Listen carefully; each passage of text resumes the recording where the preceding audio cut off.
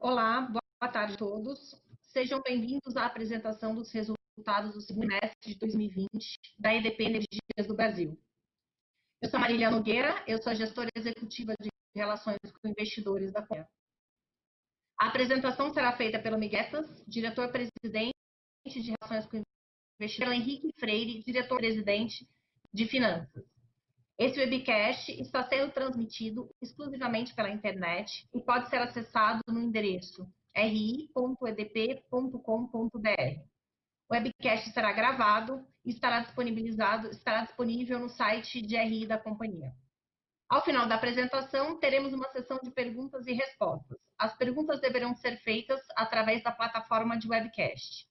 Antes de prosseguir, gostaria de esclarecer que eventuais declarações que possam ser feitas durante este webcast relativos às perspectivas de negócios da companhia, projeções, metas operacionais e financeiras, constituem-se em crenças e premissas da diretoria da companhia, bem como informações atualmente disponíveis pela companhia em suas redes, seja dentro do site e informações disponibilizadas na CVM.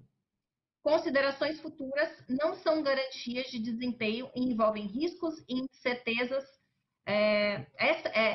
Essas se referem a eventos futuros e, portanto, dependem de circunstâncias que podem ou não ocorrer. Sendo assim, passo a palavra ao Miguel para iniciarmos.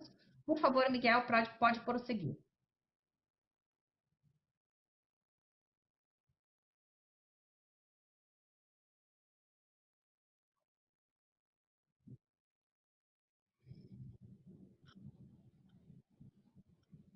Obrigado, Marília. Eu queria dar-vos as boas-vindas a esta segunda conferência do ano, a conferência de resultados do segundo trimestre de 2020. Dizer-vos que vamos fazer hoje uma experiência de uma forma diferente. Estamos a testar pela primeira vez esta tecnologia do webinar. Espero que seja um modelo fácil de interação e que vos permita acompanhar esta apresentação com qualidade. Gostava de vos dizer que naturalmente temos consciência que este é um momento muito sensível para o país, não só para a EDP, mas também para o Brasil, e portanto esperar que estejam todos com boa saúde, que todo mundo esteja neste momento, enfim, nas suas casas ou trabalhando, mas com saúde e protegidos da pandemia. Fazer esse primeiro comentário. Este é um trimestre que é bastante, diria, bastante especial, bastante importante para nós. É um trimestre em que começamos a ver uma inversão dos nossos resultados. Vamos começar a ver, vocês enfim, vamos explicar isso ao longo desta apresentação, uma melhoria dos nossos resultados face àquilo que era o registro do ano anterior, do ano de 2019. E é um trimestre também em que fazemos um anúncio importante, não só de um ajuste à nossa política de dividendos, mas também do início de um programa de recompra de ações.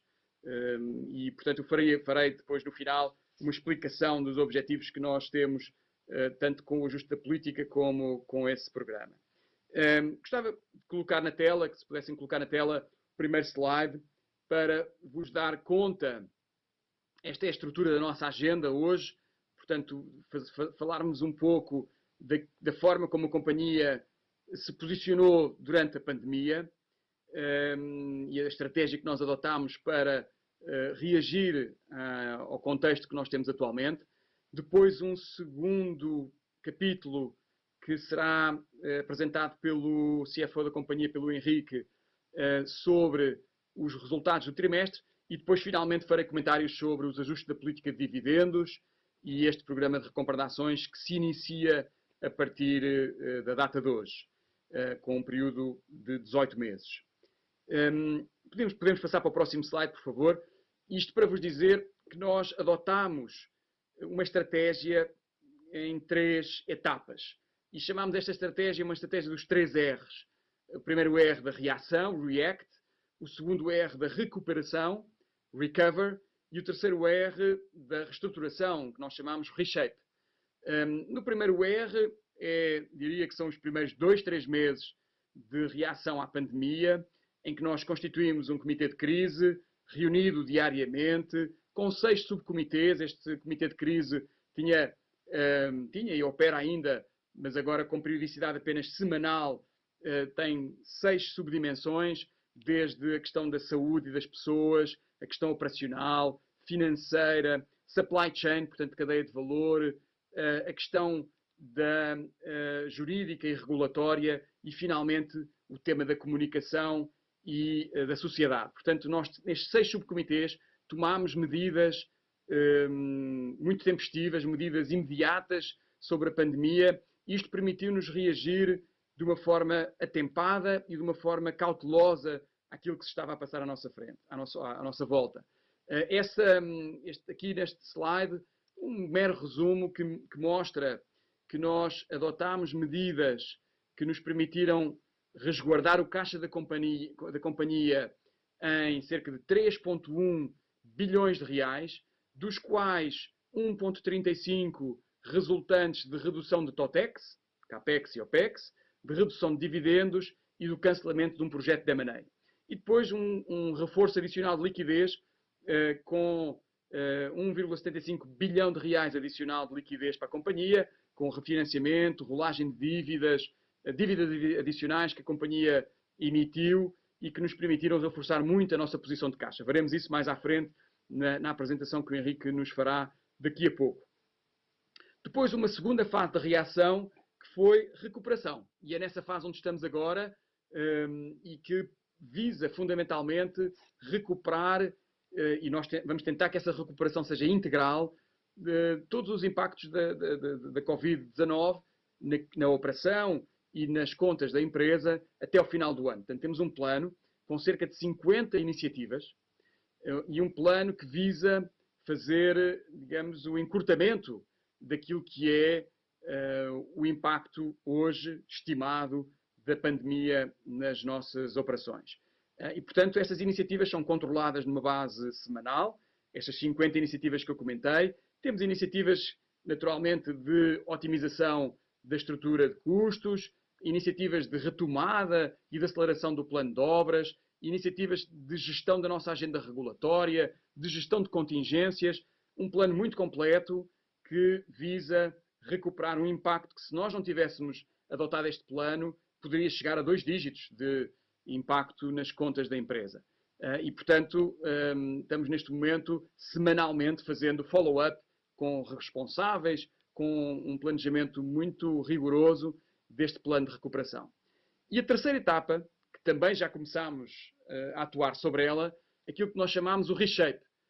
E a forma como estamos hoje a atuar com o reshape é com comitês, chamados comitês de oportunidades, nesses tópicos que estão no slide, portanto, comitê focado em crescimento, um comitê focado na relação com o cliente, no nosso programa de digitalização, nas nossas iniciativas de inovação, nas iniciativas que nós chamamos de Green Recovery, portanto, toda a nossa agenda ambiental, iniciativas mais de caráter social, relativas à gestão das nossas pessoas, que nós chamamos de diversidade e inclusão, e, obviamente, uma nova forma de trabalhar que nós chamamos Workplace Redesign.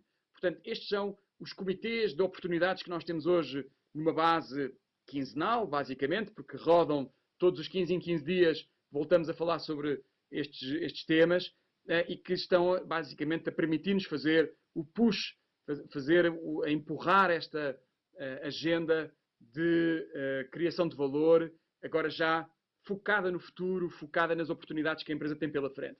E, portanto, aproveitar a crise para aparecermos mais reforçados, para aparecermos com uma estratégia coerente e com uma estratégia completa, uma estratégia holística nestas várias frentes.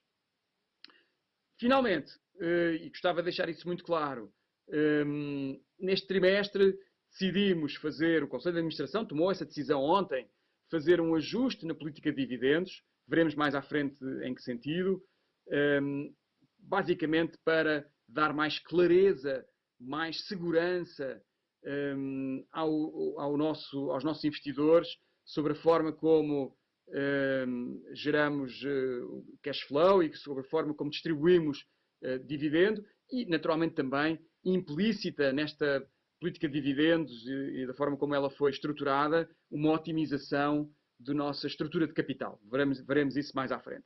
E a tomada de consciência, hoje, que o investimento na empresa é um investimento rentável, com o nível de intervalo de preços que temos hoje a nossa ação, consideramos que investir na nossa própria ação é uma boa alocação de capital e, por isso, uma decisão de lançar um plano de recompra de ações que tem, como é óbvio, essa visão de criação de valor e também, naturalmente, para os nossos acionistas e para os nossos investidores, a partilha dessa criação de valor com toda a nossa base de investidores. Portanto, acho que este é um trimestre verdadeiramente importante, é o trimestre de virada para nós, é o virada do jogo, em que temos já uma estratégia muito completa, não só de reação, mas de recuperação de resultados e de planejamento do nosso impacto enfim, nas opções que temos pela frente e que, naturalmente, este cenário de crise nos ajuda também a aproveitar essa crise para que possa ser também um momento de criação de valor para todos. Dito isto, Henrique, acho que terminava aqui esta minha breve introdução, passava-te a palavra e já volto no final para vos falar sobre a política de dividendos e o plano de recompra de ações.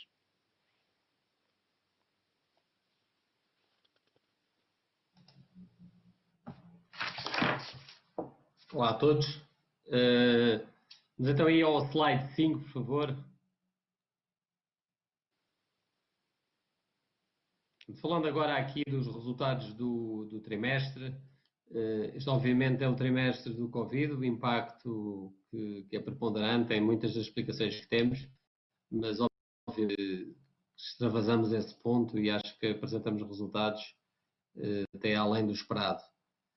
Primeiro, falar aqui de questões aqui fundamentais, alguns destaques. Primeiro, falando aqui do negócio de geração e comercialização e também áreas como geração solar distribuída. Tivemos um ganho no leilão de adicional, agora mais 14,3 megawatts pico. Depois tivemos, em termos de cobertura, uma nota que temos a alocação de energia mais concentrada no segundo semestre. Vamos mostrar isso um bocadinho mais de detalhe na frente e, portanto, isso explica também aqui os nossos resultados. Portanto, a nossa estratégia era um movimento defensivo até de um período seco no segundo semestre. Depois, falando aqui de transmissão, tivemos aqui a boa notícia da entrada totalmente em operação do lote 11. Já em janeiro tinha entrado a primeira metade desse lote, já com RAP, e agora completou-se o valor da total, portanto, representando uma antecipação agora da segunda parte de 12 meses. E, portanto, no total nós estamos a agregar uma RAP adicional de mais de 40 milhões de RAP adicional esta antecipação. Portanto, eu diria que é algo muito relevante. Estamos com 71% do CAPEX realizado, enfim, e as linhas de transmissão tanto como um todo, tanto avançam depois da paragem, que também falamos um pouco mais à frente, da paragem que tiveram aqui os nossos lotes, hoje, à data de hoje, estão em pleno. Depois temos aqui a questão, agora falando um pouco de distribuição, obviamente marcada aqui por toda a questão da conta Covid, já recebemos os 574 milhões de reais que nos eram dos 92% que nos eram alocados, portanto isso é um reforço do nosso caixa. E sabemos agora no segundo semestre, teremos agora a discussão também digamos, da cláusula económica neste ponto. Tivemos também aqui a conclusão do primeiro reajuste tarifário, após a revisão do ano passado, com um ajuste na parcela B de 2,5%, e continuamos a reforçar a parceria na Celesc com a aquisição de 5,72% das ações da Celesc. Já temos 28,77% do capital total da Celesc. Continuamos aqui o nosso desempenho operacional e financeiro, portanto tivemos aqui um controle muito apertado de custos. Quando olhamos aqui a evolução dos nossos custos operacionais, até uma redução no trimestre, em termos nominais, de mais de 8%, e isso permite-nos ter um lucro de cerca de 25% acima do ano passado. A dívida líquida EBITDA mantém-se aqui nos níveis estáveis de 2 vezes, e, portanto, essa, aqui com as evoluções do CAPEX que tivemos. Também foi um mês que fizemos uma adesão ao compromisso da ONU do Business Ambitions em termos do nosso único futuro, portanto, esse compromisso, portanto, é um compromisso até 2030 sermos coal-free, e, portanto, isso nos permite, alinhado com esse princípio, portanto, é um alinhamento global da EDP, um alinhamento também da EDP Brasil com esse ponto. O que é que nós temos aqui? Doações também é um ponto muito importante, que é o nosso compromisso com a sociedade e os meios onde estamos envolvidos e as comunidades onde estamos envolvidas. E nesta altura tão complexa, notar aqui que fizemos doações num total superior a 10 milhões de reais de apoio no sentido de combate à pandemia, de reforço de iniciativas já lançadas. E, portanto, isso acho que é um bocadinho esse compromisso que queremos ter com a sociedade que nos envolve. Por favor, o próximo slide. Falando aqui da questão aqui do EBITDA, portanto, o que nos marca, obviamente, o Covid, efeitos diretos de mercado, que são, primeiro temos a questão de queda de mercado na distribuição, a comercializadora também com flexibilidade dos contratos acaba por ser impactada também por esse efeito. E, portanto, aí vê-se diretamente. Efeitos, eu diria, de segunda ordem, que impactam o cenário energético, nomeadamente na distribuição, a questão da sobrecontratação. Portanto, as empresas ficaram acima dos 105% de limite e, portanto, isso leva a que seja feito um registro contra, digamos, entre o valor de compra dessa energia e o valor spot do preço de energia. Portanto, isso leva a um registro também de um delta em relação ao ano passado, uma redução, e, portanto, isso justifica aí parcialmente a redução até de 23 milhões. Depois já vemos um bocadinho mais de detalhe também nas questões de mercado. Na questão da transmissão, falámos, isto é o registro contábil à medida que vamos tendo a execução das obras, portanto, apesar da paragem, há uma evolução bastante positiva em relação ao ano passado, portanto, um contributo positivo. A geração hídrica, ainda assim com uma evolução positiva em relação ao ano passado, e IPCEM, com um número que não teve em despacho neste período, mas com um número muito alinhado de EBITDA e também com savings relevantes ao nível de custos operacionais neste período. Se pudéssemos passar então aí ao slide seguinte. Falando aqui um pouco de distribuição, portanto, primeiro falar aqui do EBITDA ajustado, temos normalmente uma rúbrica, que é uma rúbrica não contábil, tem a ver com o valor novo de reposição dos ativos. Ele normalmente acresce à margem bruta por registro contábil, mas efetivamente é um efeito não caixa. Normalmente faz-se este ajuste. Se fizéssemos este ajuste neste trimestre, o efeito foi até negativo, o efeito da VNR, e portanto, se corrigíssemos este efeito, teríamos até uma evolução positiva do nosso EBITDA, de 192 para 203 milhões, e, portanto, positiva. Agora, obviamente, é o trimestre da queda de mercado, 12% em São Paulo e 10,7% no Espírito Santo, mas atenção que grande parte desta queda é concentrada em clientes de mercado livre, e, portanto, vemos aqui que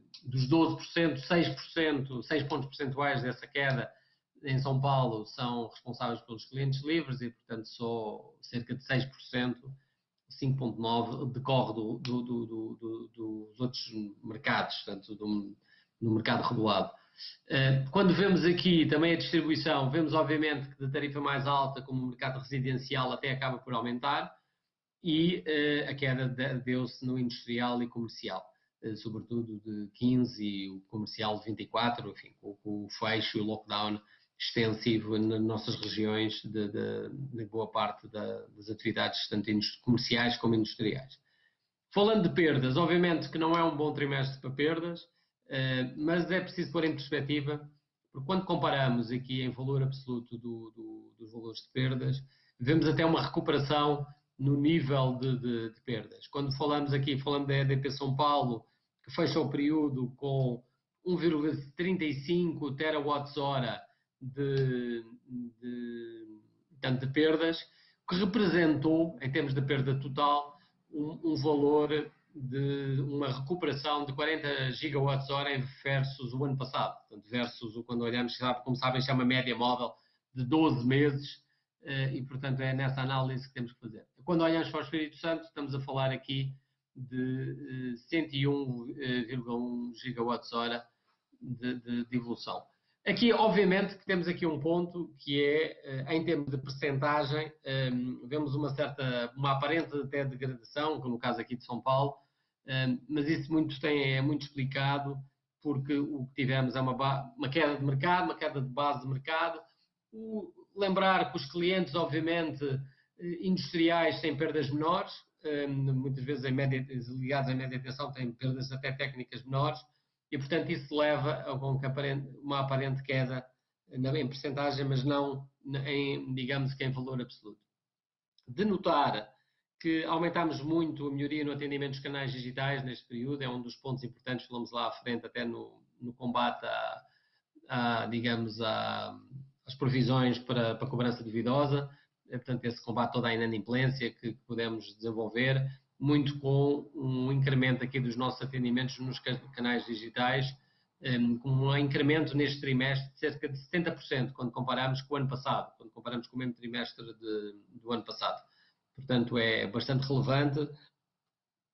Coisas como autosserviço que aumentaram muito e, portanto, isso permitiu-nos passar esta crise, digamos, mitigando esse desconforto todo neste atendimento aos nossos clientes. Próximo slide, por favor. Falando aqui de transmissão, portanto, temos 71% do CAPEX executado à data de 30 de junho. Ali a questão do EBITDA e o EBITDA ajustado, quando vemos o EBITDA ajustado, vemos uma evolução de 6 para 11, lembrando que o EBITDA contábil hoje registra, à medida que se executa a obra, é o registro, e, portanto, fazendo ali, o outro seria já o EBITDA, digamos que regulatório, incorporando dos lotes em operação. Portanto, temos já um total de 2,7 bi investidos neste período, e acho que a boa notícia é que tanto os principais lotes, portanto, além da conclusão do lote 11, que eu referi, o lote 18 e o lote 21, têm hoje 65% e 73%, respectivamente, da obra concluída, em termos de evolução física, aqui não financeira, não coincide exatamente, mas da evolução física, e elas que estiveram paradas em cerca de 74 dias, uma 73, outra 75, retomaram full a sua atividade e estão hoje já com a produtividade equivalente ao período pré-Covid. E, portanto, enfim, temos aqui motivos de satisfação em termos desta retoma do ritmo, não só das obras, como do seu ritmo e da sua produtividade. Próximo slide, por favor. Aqui falámos há pouco da sazonalização, temos ali um gráfico, portanto, vemos que neste trimestre nós alocámos somente 22% de energia na nossa estratégia de sazonalização, com o incremento da nossa proteção no terceiro trimestre. Portanto, enfim, isso foi a adoção feita para o longo do ano. Obviamente que este trimestre teve aqui uma composição diferente daquela que seria a nossa expectativa quando fizemos até o período de sazonalização, tendo em conta o Covid, mas ainda assim apresentamos um nível de contratação, quer dizer, quando protegemos aqui, lembrando sempre que há uma estratégia de mitigação em termos dos nossos mitigadores. Nós hoje temos versus o que seria o nosso padrão de contratação, se nada fosse feito, temos ali uma queda de 23 milhões e até final do ano, enfim, esperamos recuperar esses indicadores. Lembrando que também, enfim, não temos estas posições absolutamente estáticas, portanto, nós chegámos a tomar aqui posições shorts rapidamente quando começou a crise para a comercializadora, entretanto já parcialmente fechadas, e, portanto, essas posições são movimentos dinâmicos em termos desta volatilidade do mercado, mas obviamente que a evolução, enfim, não foi exatamente no quadro que estávamos à espera quando fizemos toda a estratégia o ano passado, embora a tenhamos ajustado ao longo do ano, e por isso temos até resultados neste trimestre superiores àqueles que tivemos o ano passado, quando olhamos geração hídrica e comercializadora. Próximo slide, por favor. Falando aqui de P100. Em P100, enfim, temos uma continuidade da apresentação de resultados consistentes. Aqui a usina não teve despachada pela queda de mercado, não foi chamada a despacho durante este período e mantém, enfim, ela mantém um nível de disponibilidade superior ao do FID, portanto, ao objetivo que tem, portanto, um FID superior a 100% e portanto, uma disponibilidade objetivo superior aos 83, 75, portanto, isso é uma boa continuação dessa performance, com um ajuste também relevante ao nível da OPEX neste trimestre. Por favor, o próximo, falando aqui um pouco agora de OPEX. Portanto, uma queda de 8,2%. Isto foi possível porque rapidamente fizemos, primeiro, coisas muito simples, como, por exemplo, congelamento de vagas que estávamos em contratação, ajustes em programas de manutenção que estávamos a fazer, portanto, com poupanças relevantes, conseguimos. Temas como marketing, viagens, obviamente que aqui com reduções irrelevantes. Renegociação também de contratos na distribuição, nomeadamente na EDP São Paulo, em termos da leitura e poda, mantendo equipas de disponibilidade. Conseguimos fazer nas agências cortes, aproveitando também o incentivo do governo, digamos, do seguro-desemprego, portanto, cortes que as pessoas ficam suspensas, mas sem garantir não despedimento. Enfim, e reforçámos também muito com as equipas de campo as questões todas de manutenção e, portanto, nós, enfim, sabem que foi um período em que não foi possível fazer perdas, de fazer combate a perdas, PEC-LD, que são toda a inadimplência, com o problema de cortes. Os cortes só foram permitidos agora já no mês de agosto, mas ainda assim conseguimos manter aqui o nível de receitas de PEC-LD por receita bruta. Ela incrementa de 1,2% para 1,5%. Pronto, fizemos coisas relevantes aqui que eu queria destacar. Fizemos a manutenção da leitura e faturamento, flexibilização das condições de pagamento, utilização dos canais digitais que estava referindo há pouco, nos permitiram fazer alguns feirões digitais e, portanto, conseguimos fazer aqui acordos com essa flexibilização, que também permitem fazer um combate ativo a esta variável.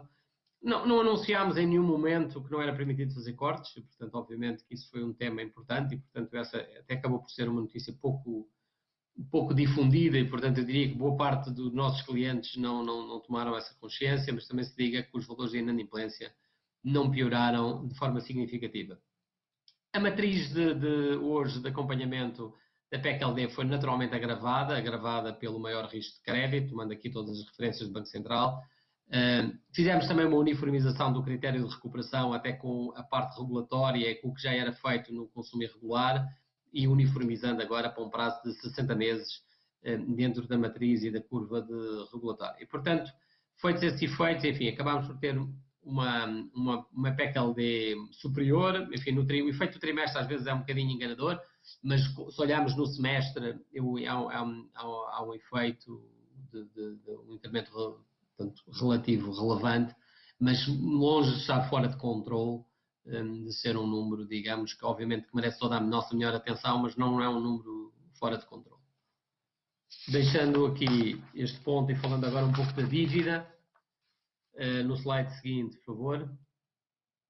Aqui temos a manutenção da nossa alavancagem em cerca de 2 vezes, conforme eu referi. Naturalmente, a queda dos indicadores e dos índices permitiu uma queda no nosso custo da dívida como um todo, lembrando que o perfil da nossa dívida bruta só é somente 10%, que é basicamente a dívida que está em P100, uma parte nas distribuidoras, indexada a TJLP, o demais é indexado a dívidas de IPCA ou CDI, e portanto beneficiaram tanto da queda de IPCA como da queda de CDI neste período. E também, obviamente, que foi bem referido já lá atrás pelo Miguel, e algo que já temos repetido, que tivemos aqui um reforço das nossas disponibilidades para fazer, enfim, mitigar riscos de, digamos, períodos que o mercado possa estar um pouco mais fechado, riscos de rolagem de dívidas, etc. E, portanto, hoje temos um caixa de 3,4 bi de reais que nos permite encarar, pelo menos até o final de 21, com bastante tranquilidade. E, enfim, portanto, acho que isso foi um movimento também que antecipámos.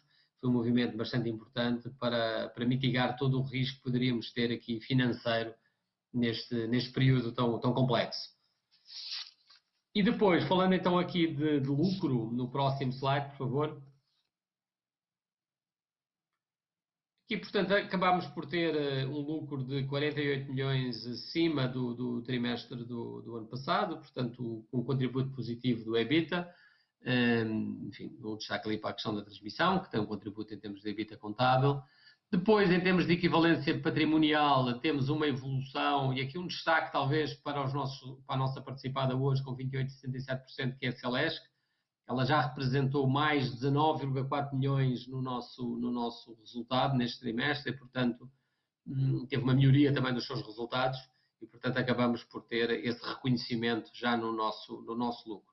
Depois, o resultado financeiro, naturalmente, que acaba por ter uma evolução positiva, pelo que referimos há bocado da queda das taxas de juro e deste tipo de exposição de dívida que temos neste período. Eu agora devolvia aqui a palavra ao Miguel, terminando aqui a apresentação dos nossos resultados, para podermos falar então da política de dividendos que foi agora anunciada juntamente com os resultados do trimestre.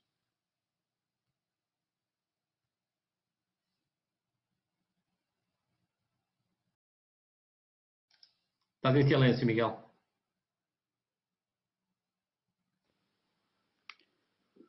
Obrigado, Henrique.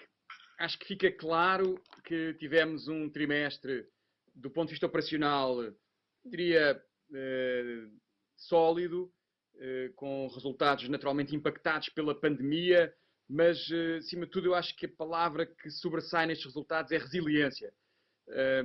Nós fomos muito perseverantes, muito focados em minimizar o impacto nas nossas operações deste contexto que todos vivemos e acho que começamos a ver os efeitos dessa intervenção. Mesmo esta questão dos custos, da eficiência que foi reportada este trimestre na gestão da nossa estrutura de custos, creio que é o resultado desse foco, desse caráter sistemático com que nós fizemos uma repassagem na nossa estrutura de custos e adaptámos a nossa operação a esta nova realidade, naturalmente tirando partido daquilo que são as circunstâncias atuais. Chegámos ao ponto, só um exemplo, de fecharmos algumas das nossas instalações em São Paulo, onde nós temos hoje, ou tínhamos, representação institucional, e chegámos ao ponto de abandonar esses escritórios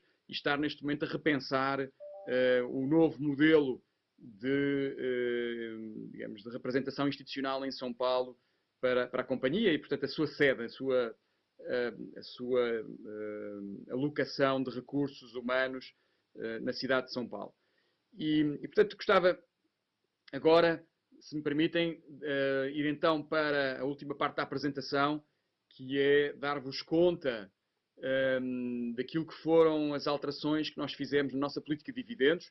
Alterações essas que têm como objetivo dar mais visibilidade, dar mais clareza, mais nitidez àquilo e mais segurança no final do dia aos nossos investidores sobre aquilo que é, digamos, os fluxos de caixa que nós distribuímos sob a forma de dividendos.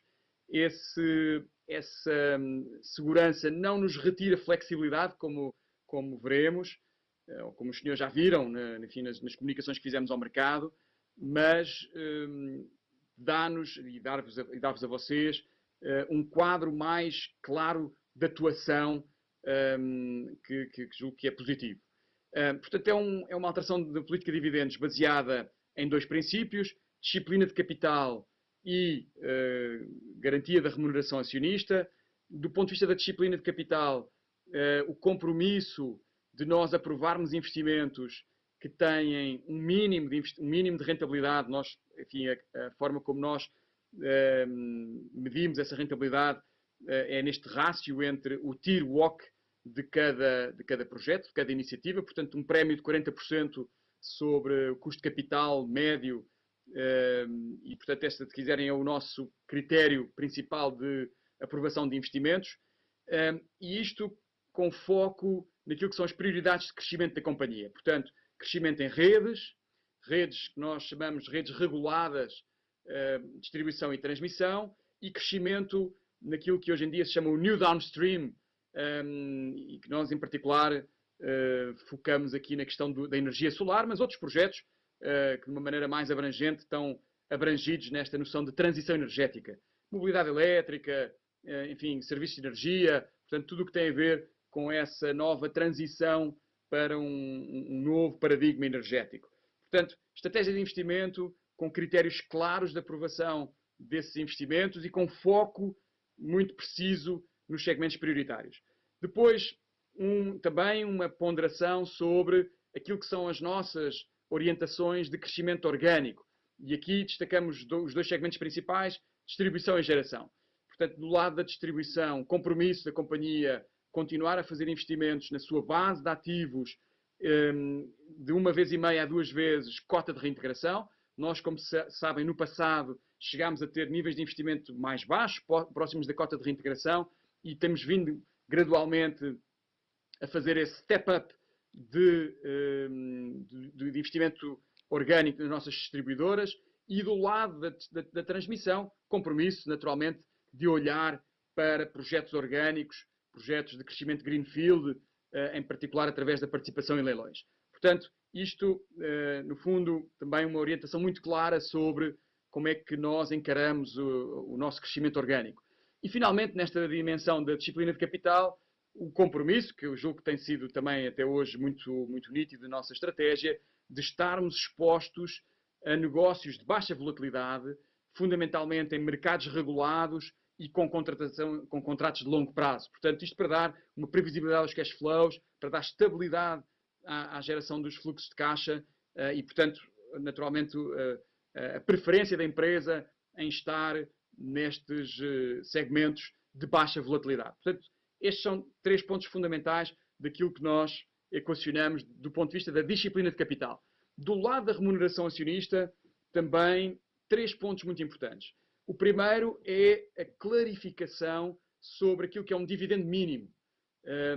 E um dividendo mínimo que não é incompatível com aquilo que era até hoje a nossa política de dividendos. A nossa política de dividendos dizia que temos um compromisso de distribuir pelo menos 50% do lucro líquido ajustado, e aquilo que nós aqui agora comunicamos é que esse compromisso está balizado, está minimizado, está majorado por um valor que não será menor que R$1 por ação. Portanto, da forma como está escrito na nossa política, o dividendo será o máximo de R$1, de 50% do lucro líquido ajustado ou dos 25% obrigatórios da lei das sociedades comerciais no Brasil. Portanto, e aqui dá um floor que para nós digamos, uma mensagem importante para os nossos investidores, para que não haja dúvidas sobre aquilo que é a intenção da empresa de ter uma distribuição mínima de dividendos. Depois, a segunda ponto importante desta remuneração acionista é que nós temos um compromisso de distribuir o fluxo de caixa livre remanescente, ou seja, a companhia tem perspectivas de investimento, a companhia tem ambição de continuar a crescer, a companhia tem uma visão de futuro de investimento, como vos comentei, na área das redes reguladas, na área do New Downstream, e, portanto, não é de maneira nenhuma uma mensagem de que não há uma perspectiva de crescimento. Essa perspectiva existe, mas não havendo, porventura, algum desse crescimento contratado, o que a companhia fará é devolver aos seus acionistas, sob a forma de um dividendo extraordinário ou de uma recompra de ações, esse fluxo de caixa livre remanescente. Portanto, é, digamos, um compromisso que não estava explícito na nossa política e que passou a estar de uma maneira clara, de uma maneira explícita neste ajuste da política de dividendos. E, finalmente, eu talvez passasse já para o slide seguinte, porque está explicado de uma maneira melhor no próximo slide, um compromisso de manter o nosso nível de alavancagem, eu diria, entre um intervalo de 2 a 3, um target entre 2,5 a 3, portanto, se quisermos, o objetivo seria, tendencialmente, a companhia ter a sua alavancagem objetivo entre 2,5 vezes net debt EBITDA e 3 vezes, mas no limite ter um mínimo que não seria ultrapassado, portanto não seria mais baixo, não é? É mais uma vez um floor de 2 vezes net debt EBITDA. Esta perspectiva futura de mostrar este compromisso para os anos que se seguem é muito importante no momento em que a companhia ainda não tem visibilidade total sobre aquilo que são os seus investimentos de 2022 para a frente. E, portanto, poderia haver a tentação de modelar as contas da empresa, modelar a estrutura de capital da empresa com uma desalavancagem progressiva. Não é esse o objetivo. O objetivo é manter uma estrutura de capital otimizada nos próximos anos e, portanto, passamos a dar uma clareza, passamos a dar rigidez a este intervalo entre 2 vezes net debt EBITDA e 3, para que não haja, enfim, uma incerteza sobre a estrutura de capital da companhia nos anos que se seguem. Nós hoje, como sabem, o Henrique já comentou isso, estamos nas 2 vezes net debt EBITDA, portanto, nem se põe aqui o caso da companhia ambicionar ter um nível de alavancagem muito superior àquele que tem hoje, mas fica estabelecido que não podemos estar abaixo desse valor e que esse compromisso otimiza a nossa estrutura de capital. Depois, finalmente, como corolário de tudo isto, e já para o ano 2020, que, como sabemos, enfim, já temos o nosso dividendo distribuído relativamente a 2019, mas, portanto, já distribuímos os dividendos este ano, mas como corolário desta política, temos uma decisão do Conselho de Administração da EDP Brasil, e eu peço que passemos para o próximo slide, de iniciar, a partir de hoje, um plano de recompra de ações da companhia, cerca de 24 milhões e 900 mil ações da empresa.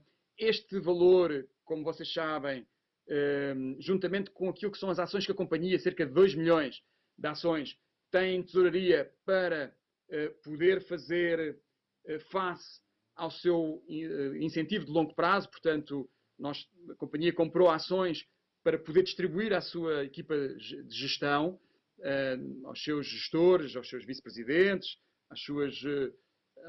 portanto, à diretoria e aos seus diretores de primeira linha e principais lideranças da empresa.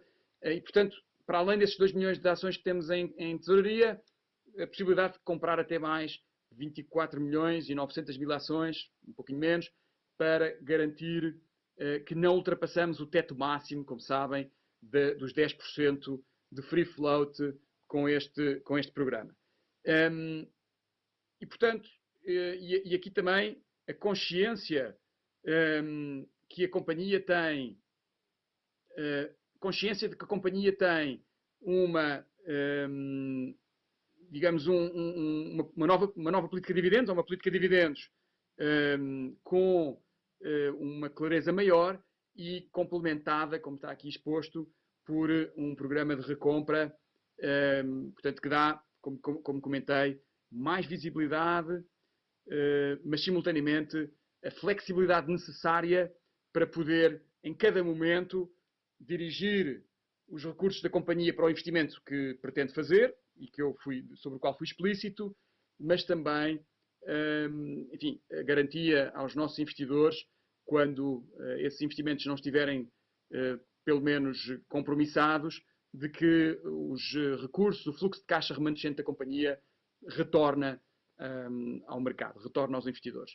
Portanto, acho que este foi um passo para nós muito definitivo, muito importante, e estamos naturalmente à vossa disposição para responder a perguntas, eventuais perguntas e dúvidas que possam ter surgido sobre os resultados e sobre estas decisões que foram tomadas ontem pelo nosso Conselho. Dito isto, termino aqui a apresentação e dou início então ao período de perguntas e respostas. Obrigada, Miguel. Obrigada, Henrique. Para a gente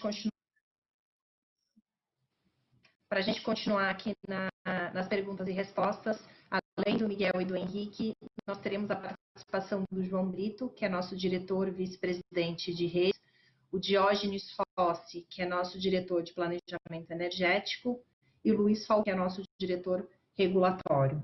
A gente já tem aqui algumas perguntas, eu as farei. A primeira pergunta é da Carolina Carneiro, de Suíça. Boa tarde. Tem uma pergunta sobre custos. Vimos uma ótima performance no trimestre, realmente justificada por menos viagens, menos horas extras, mas também por mais digitalização que deve ser reduzido. Queria que vocês comentassem o MSO, que pode ser recorrente de fato pós-crise, ou seja, que a economia de fato com digitalização deve ficar. Obrigada. Eu começarei a resposta e depois, se o Henrique quiser complementar, naturalmente estará à vontade. Carolina, obrigado pela sua pergunta. Nós, efetivamente, uma parte deste plano de recuperação de resultados é um grande conjunto de iniciativas, destas 50 que nós comentámos, que fazem parte deste PRR. Uma parte importante destas iniciativas são iniciativas de redução de custos. Como eu comentei, algumas destas iniciativas têm a ver com este novo modelo de trabalhar, com enfim, o mercado fala do novo normal, não é? Portanto, nós temos iniciativas, como comentei, até de repensar escritórios, repensar, enfim, todo aquilo que são custos fixos, até mais relacionados com viagens, com consultorias, com comunicação, enfim, há um repensar da estrutura de custos de uma maneira geral.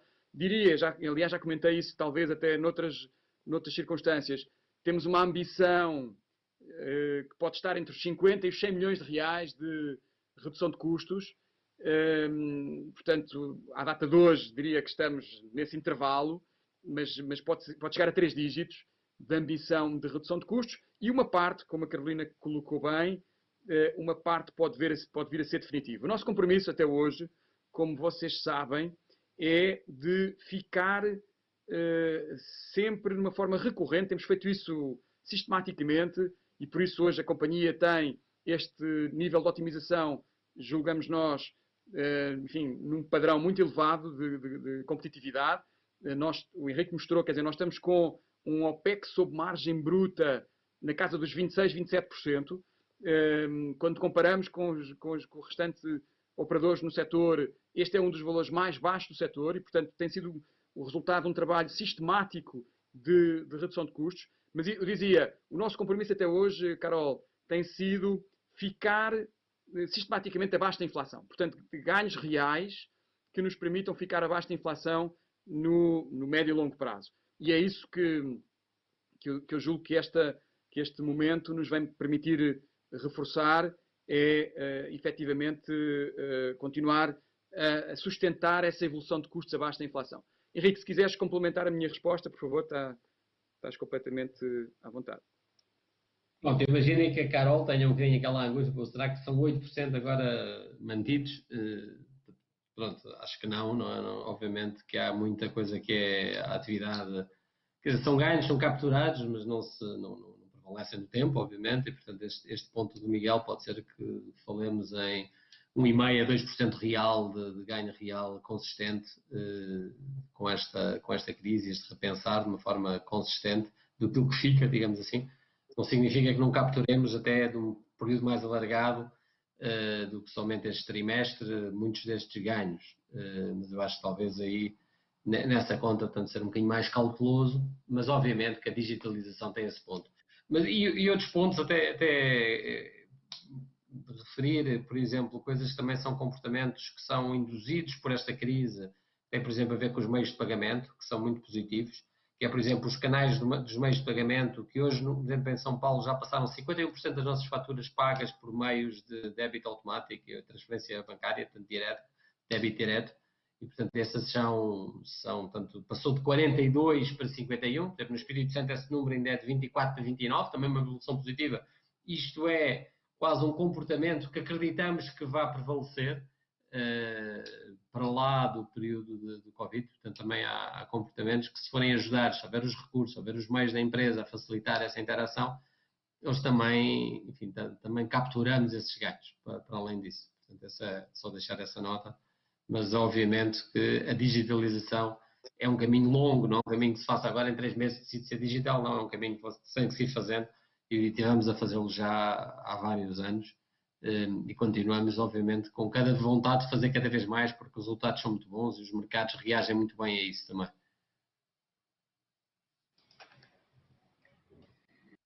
A segunda pergunta vem do Pedro Manfredini, do Goldman Sachs. Boa tarde a todos, Miguel, Henrique e time. Muito interessante os anúncios de sexta. Encorajamos que outras empresas sigam o mesmo caminho.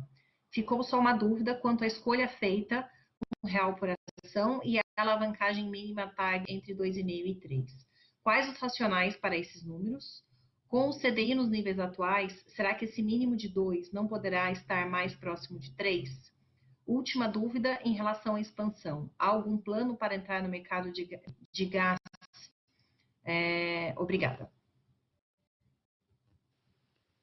Obrigado, Pedro. Eu responderei, comecei a responder e depois passarei também aqui ao Henrique para complementar. E começo até pela última pergunta, Pedro. Em relação ao mercado do gás, nós, efetivamente, no passado chegámos a considerar o gás, geração com gás, como uma opção. Hoje, como vocês têm visto, o Grupo EDP e a EDP no Brasil têm feito uma aposta cada vez mais afirmativa nas energias verdes. Como nós sabemos, o gás é uma energia de transição, uma energia que é necessária.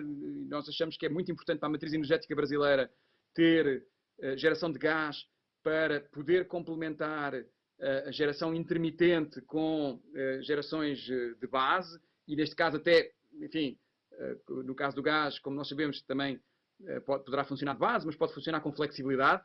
Mas a questão que se coloca neste momento para nós é uma questão estratégica e que tem a ver com a aposta que o Grupo EDP está a fazer progressivamente em energias renováveis e, portanto, daí também nós estarmos a fazer toda esta viragem, este foco na energia solar, onde nós achamos que há oportunidades muito relevantes no Brasil e onde o crescimento, como nós temos visto, é um crescimento exponencial a esta data e, portanto, vamos continuar a fazer esse foco nas energias renováveis, em particular na energia solar, mas, portanto, não temos neste momento geração de gás, geração de energia elétrica com gás natural, não é neste momento uma prioridade. Eu diria que não está nos nossos planos reforçar investimento nessas áreas e, portanto, até os nossos compromissos hoje é no sentido da descarbonização, etc. E, portanto, este compromisso que assumimos agora de o Business Ambitions, de poder contribuir para um aumento da temperatura na Terra limitado a 1,5 graus até ao final do século, etc. Tudo isso pressupõe uma aposta cada vez mais intensa nas energias renováveis e menos nas energias fósseis ou nas energias que têm associada a geração de gases que causam o efeito estufa. Não é, enfim, o gás natural é uma energia, apesar de tudo, menos impactante do que outras formas de energia, como é o caso do óleo ou do carvão, mas ainda assim consideramos sendo uma energia de transição e nós, nesse aspecto, já não estamos com foco nessa matéria. Agora, sobre a política de dividendos e sobre os números que estão aqui escolhidos, devo dizer que este foi um trabalho muito detalhado da nossa equipa financeira, portanto, da nossa equipa de RI, um trabalho que foi muito aprofundado, Pedro, porque foi basicamente resultado de muitos meses de reflexão e, portanto, os números que aqui estão são números que nós entendemos que são compatíveis com o perfil da companhia e, acima de tudo, com a manutenção de um perfil de crédito que nós entendemos que faz parte daquilo que é a nossa estratégia, portanto, quer ser de uma forma sistemática considerada pelas agências de rating, em particular, sempre no intervalo superior da qualidade de crédito no mercado brasileiro e, portanto, entendemos que os níveis de alavancagem que nos permitiam estar nesse patamar de qualidade de crédito estavam entre as 2 e as 3 vezes de net debt EBITDA. Portanto, entendemos que é um intervalo que simultaneamente dá flexibilidade à empresa e que permite ainda assim ter um perfil de risco com a sinalização de uma grande qualidade e portanto, de um risco de crédito muito controlado. Portanto, isso resultou eu diria, do encontro dessas várias dimensões. Depois, na questão de um real por ação, mais uma vez, gostava de mencionar que esse é um valor mínimo. Portanto, quando a companhia projeta os seus fluxos de caixa para o futuro, entendemos que esse valor é um valor que nos permite cumprir o critério dos 50% de distribuição do lucro líquido ajustado. Portanto, são valores que estão, digamos, compatíveis com aquilo que são as projeções da companhia para o futuro, garantindo esse mínimo de 50%. Mas tirando a incerteza. Ou seja, acho que num ano, por exemplo, em que esse valor pudesse eventualmente ser mais afetado, etc., acho que isto tira a incerteza do investidor e dá um mínimo. Em cima desse mínimo, a possibilidade da companhia, e aqui eu acho que é a dimensão da flexibilidade, a possibilidade da companhia complementar esse mínimo com um dividendo extraordinário ou com uma recompra de ações. E, portanto, o R$1 vem precisamente dessa análise da compatibilidade com os 50% de distribuição de lucro líquido, que já estava na nossa política, e funcionar como um floor em cima do qual a companhia pode complementar caso haja disponibilidade para o fazer. Mas acho que, enfim, com certeza que o Henrique também gostaria, com certeza, de complementar esta resposta, portanto passo a palavra também aqui para o Henrique Freire. Bem, eu acho que as perguntas são ótimas, enfim, acho que o Miguel já disse tudo, mas portanto, portanto, é sempre aquela dúvida quando se crava um número, porquê cravar o número? Eu lembrava primeiro uma coisa que é, nós temos um crescimento contratado hoje, como é bem conhecido por todos. Portanto, temos umas linhas de transmissão e temos a distribuição, enfim, com a recuperação natural do mercado esperado, não havendo Covid, e pós as revisões de 2019, portanto, naturalmente teremos um crescimento de resultado, de caixa e de EBITDA, e com a transmissão, obviamente, à medida que entregarmos as linhas de transmissão. E, portanto, esse contratado permite-nos, primeiro, clarificar esta questão de ser R$1 por ação, é um mínimo, sem dúvida, mas também ser clarificá-lo para o mercado achamos importante. Sabemos que às vezes certos conceitos, que é 50% do lucro líquido ajustado, fica também sempre uma certa dúvida do que é que se está exatamente a referir e, portanto, colocámos ali com muita confiança um número para que fosse fechado, pronto, ok, facilmente entendido, é o mínimo e é R$1 por ação, acho que é um cálculo relativamente linear para todos. Portanto, eu acho que essa é primeiro, é uma consistência com os nossos números e é fácil de ter de passar essa mensagem. A questão da alavancagem, obviamente que o nosso objetivo é 2,5 a 3, eu acho que o seu ponto em relação ao cenário das taxas de juros é certo, portanto, hoje temos esse cenário. Nós não nos transformamos numa empresa que alteramos o nosso perfil de risco e, portanto, há muitas empresas que vivem confortavelmente até com níveis de alavancagem superior.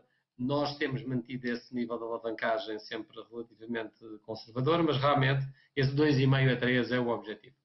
Depois, quando colocamos ali o mínimo, é para que não fique claro que num ponto importante que nós dizemos que é o cash flow remanescente é distribuído aos acionistas. E se você fizer esse cálculo sem reinvestimento, você realmente situa-se em 2 vezes.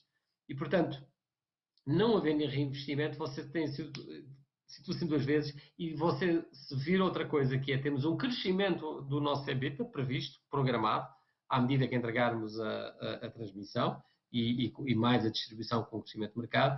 E, portanto, à medida que fizermos isso, um incremento de valor vai tornar o incremento da alavancagem mais difícil, só com investimentos bastante pesados. E por isso é importante fazer um statement de 2 vezes, porque mesmo mantendo as 2 vezes com o mínimo, obrigar-nos a fazer distribuições adicionais de dividendos especiais ou recompra de ações, como é referido ali na nossa política de uma forma muito, muito clara. E, portanto, achámos que era importante também, se vocês colocarem nos vossos modelos, vão ver claramente esse ponto, essa desalavancagem. Portanto, essa desalavancagem, o compromisso é que não vai abaixo de 2 vezes. E nós aí fizemos as projeções todas ancoradas no mundo real do que as empresas conseguem alavancar, não conseguem alavancar, e, portanto, é uma garantia que conseguimos dar.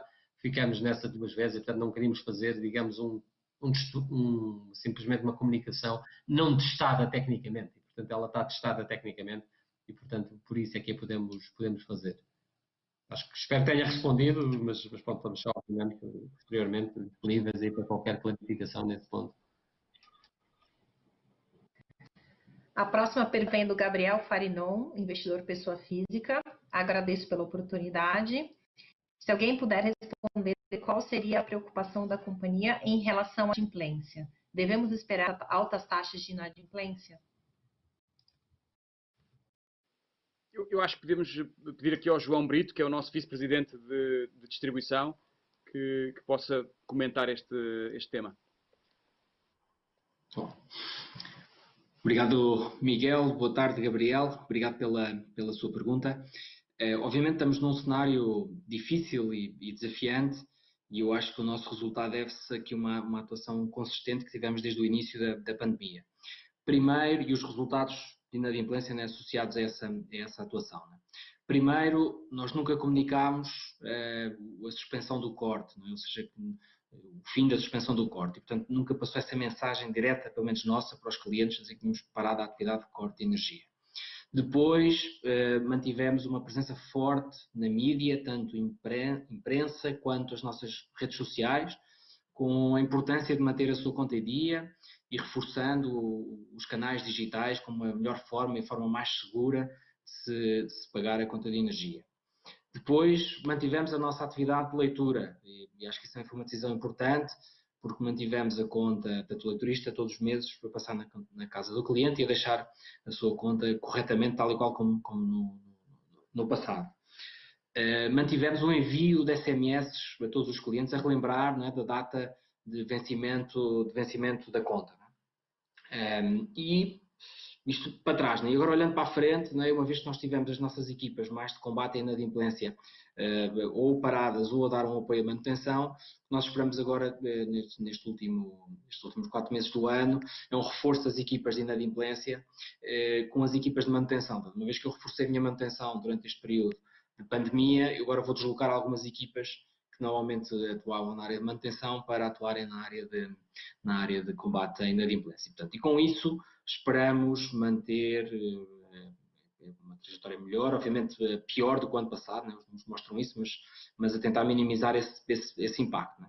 Paralelo a tudo isto, temos também condições especiais de negociação de dívidas, né? E aqui em particular reforçando a nossa agência digital, que tem condições melhores do que nas nossas agências presenciais e no call center, também para dar um incentivo tanto à renegociação de dívidas que possam surgir, como à utilização do nosso canal digital, que tem um custo de utilização mais baixo. E, portanto, acho que é um pouco este o cenário que nós tivemos e a atuação que nós tivemos e que acho que, de certa forma, nos permitiu ter um resultado de inadimplência um pouco menos pior do que nós estávamos à espera e, consequentemente, uma perspectiva também esperemos nós de manter até final do ano um resultado mais ou menos em linha com este.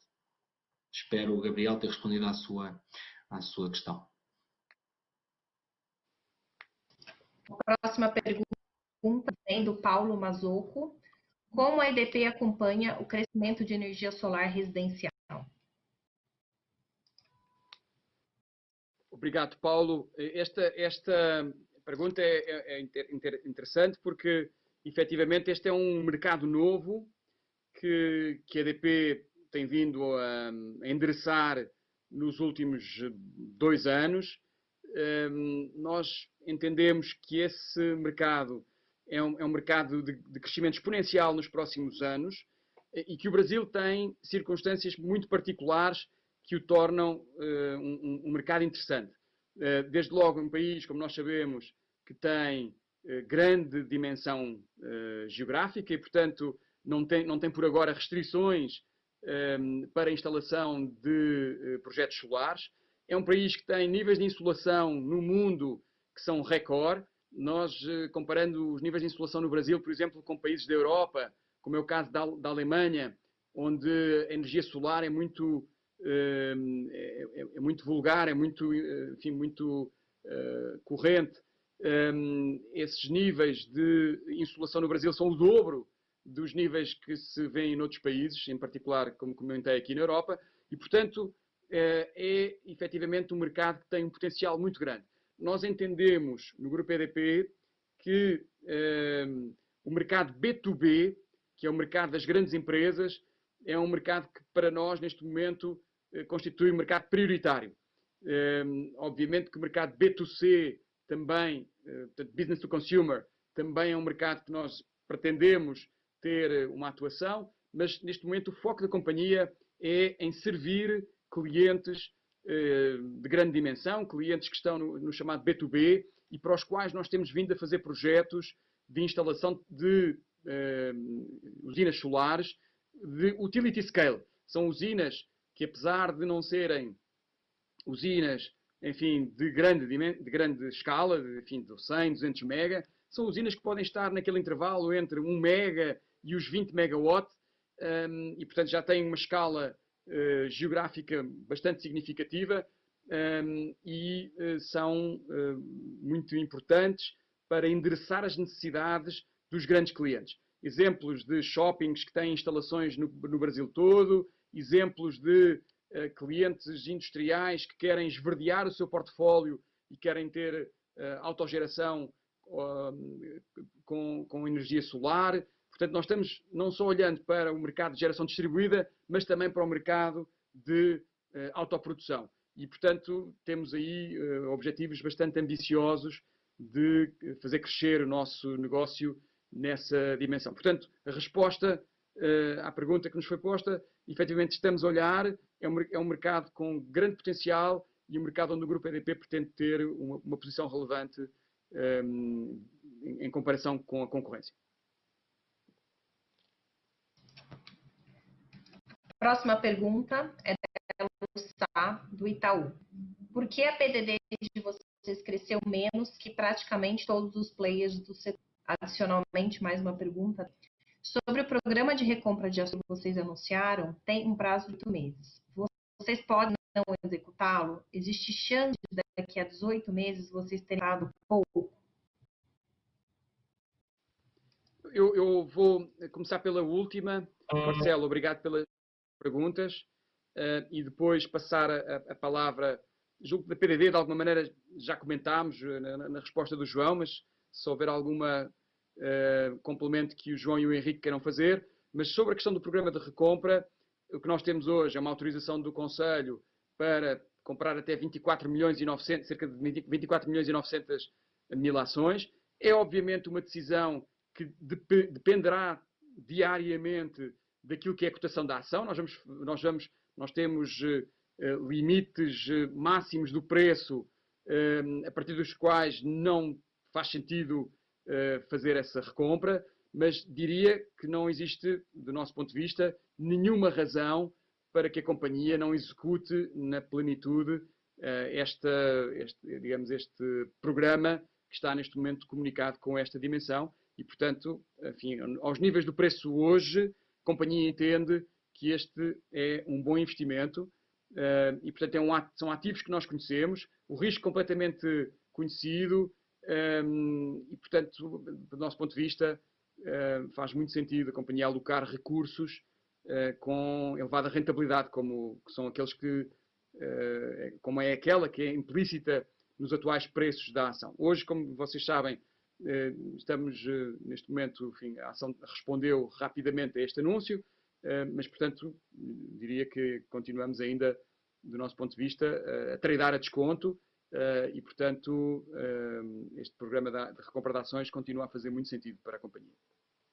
Mas eu passo agora a palavra ao Henrique, se quiser comentar a questão do PDD, e ao João, se quiserem adicionar alguma coisa daquilo que comentaram anteriormente. Então eu posso aqui dar um complemento e depois peço ao João para falar até um pouco, talvez repetindo-se um pouco aqui do conjunto de iniciativas que estamos a fazer, mas só falar talvez aqui um pouco de números. Marcelo, obrigado, eu acho que é uma boa constatação. Primeiro dar nota que há outras companhias, nomeadamente expostas ao mercado de São Paulo, do Estado de São Paulo e dos estados a sul de São Paulo, que hoje a evolução da PDD não foi muito diferente da nossa. Primeiro, esse ponto é verdade. Outras companhias expostas a, digamos, a mercados, a outro tipo de mercados, no Nordeste, no Norte, realmente tiveram evoluções mais negativas. A nossa é mais talvez comparável com outras companhias, assim, que estava a dizer, portanto, enfim, não somos um ponto fora da curva, embora eu acho que tenhamos feito a nossa lição de casa. Eu seria também um bocadinho cauteloso em termos de evolução da PEC-LD. Eu não sei muito bem o que é que virá pela frente em termos de resultados, porque obviamente que é um fator de preocupação, para todos os negócios que existem no Brasil, que é o risco de crédito aumentar, enfim, até com eventual diminuição dos incentivos que o governo tem estado a dar, que possam vir a impactar. Portanto, esse acho que é um tema de grande preocupação para todos. Uma nota que talvez seja uma preocupação da coisa, enfim, que é uma clarificação também simples, que é como é que se feito este registro. Como sabem, hoje, pela norma das IFRS, há um conceito de perda esperada. O conceito de perda esperada é difícil, às vezes, de mensurar imediatamente estes impactos, porque ele mede a perda esperada em períodos longos de recebimento. Nós não vimos uma degradação muito grande nos níveis de inadimplência de curto prazo, objetivamente não vimos. Até em alguns indicadores que acompanhamos no negócio, o que é o faturado no mês versus o que é recebido diretamente, vimos isso numa coisa até, às vezes até informações que nos permitiam quase concluir que os números até pareciam melhores do que seriam num pré-Covid, quer dizer, em alguns anos. E, portanto, enfim, eu só, Marcelo, que é talvez um bocadinho cedo para sermos assim, para pormos aqui uma pedra para este assunto.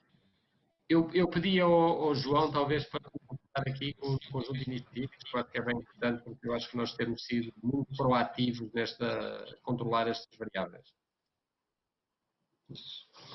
Não, obrigado, Henrique. Eu acho que, além daquelas itens que eu falei há pouco, portanto, mantemos a leitura e o leitura esteve na casa do cliente, de nunca termos comunicado que não estávamos a efetuar corte de fornecimento de energia, de estarmos com condições, não é, de negociação de dívida, portanto, nos nossos canais digitais, sobretudo, de mantermos a comunicação com os clientes através da SMS, né, e manutenção das nossas comunicações na imprensa e nas mídias sociais. Portanto, eu acho que isso manteve, não é, a informação aos nossos clientes que nós estávamos atentos a este tema. Além disso, tínhamos um monitoramento diário de como está a arrecadação e de como é que ela estava a comparar, não é, com períodos anteriores, não é, que nos permitia também atuar tanto a nível de segmento de clientes quanto em regiões. E depois, olhando para a frente, né, obviamente há alguma cautela relativamente ao cenário económico até ao final do ano. A expectativa sobre o desemprego é algo que obviamente vai afetar a inadimplência e consequentemente a PDD e, portanto, vamos estar a monitorar esse tema com muita atenção, mas muito focados na execução e aproveitar um pouco o aumento, a manutenção que nós fizemos neste período de pandemia para conseguirmos mobilizar mais equipas para efetuar corte e com isso tentarmos uma melhor performance na inadimplência e na PDD. Portanto, esse é o foco até final do ano. Obviamente aí com algumas tecnologias que nós implementámos nos últimos anos que nos permitem ter uma maior produtividade e eficiência das nossas equipas de campo e, portanto, ter um ticket médio e uma otimização das nossas rotas para maximizarmos o retorno do custo, né, da gestão da inadimplência. Acho que é um pouco isto. Bom, obrigada a todos. A gente vai encerrar aqui a sessão de perguntas e respostas. As perguntas que não foram respondidas por aqui serão respondidas por e-mail. Agradeço a presença de si. Eu passo a palavra para o Miguel para as considerações finais. Marília, obrigado. Eu julgo que já este webinar já se estendeu um pouco e, portanto, enfim, a minha consideração final é simplesmente agradecer a todos aqueles que se mantiveram ligados connosco até agora e marcar presença para o próximo trimestre, agradecendo a vossa confiança e a vossa atenção. Um abraço a todos. Fiquem bem.